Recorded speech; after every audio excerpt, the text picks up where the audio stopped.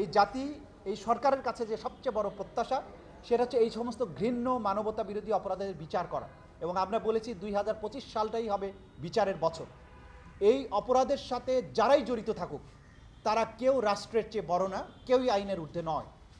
সুতরাং আমরা বলেছি আমরা খুঁজছি অপরাধ, আমরা খুঁজছি অপরাধী। আমরা দেখব না কে কত বড়, কে কোথায় চাকরি করেন, কার কি পজিশন।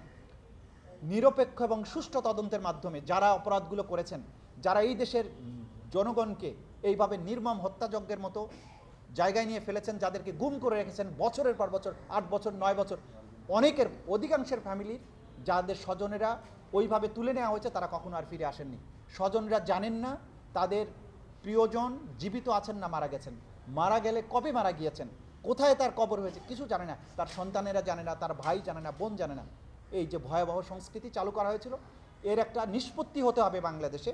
এবং নিষ্পত্তির সবচাইতে ভালো উপায় হচ্ছে একটা সঠিক, সুষ্ঠু, নিরপেক্ষ ন্যায় বিচার।